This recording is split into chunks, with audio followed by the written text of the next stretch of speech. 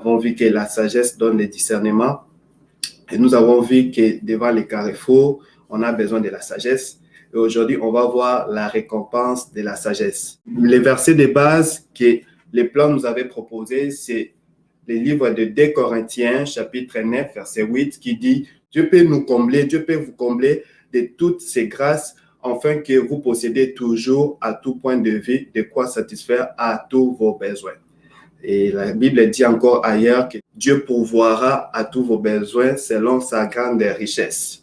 Lorsque la sagesse de Dieu fait partie de notre vie, Dieu devient notre solution. Dieu devient notre pourvoyeur.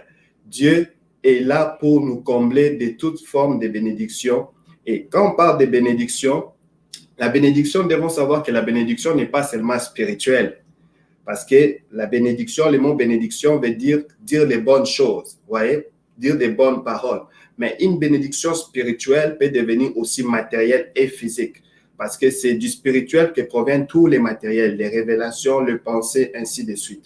Alors, pour bien illustrer la sagesse, j'ai choisi 3 personnages dans la Bible qui m'ont beaucoup interpellé ou bien qui m'ont beaucoup inspiré. Alors, pour parler de la sagesse, j'ai étudié la Bible et j'ai vu 3 personnages qui m'ont beaucoup inspiré pour parler de la récompense de la sagesse.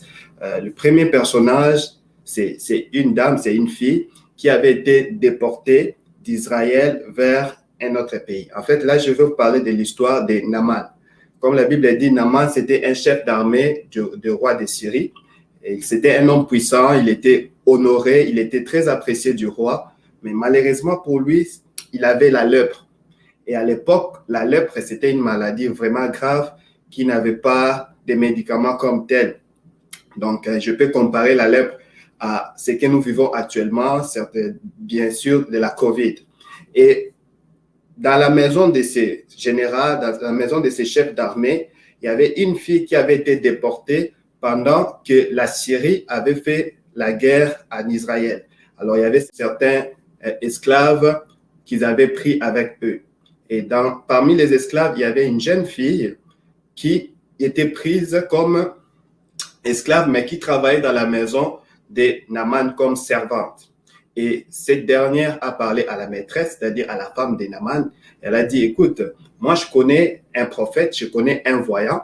Dans les fonds, les prophètes, au temps d'Israël, au temps de la Bible, on appelait aussi les prophètes des voyants. Je connais un prophète en Samarie qui, si tu vas les rencontrer, ou si Naaman va les rencontrer, sera certainement guéri.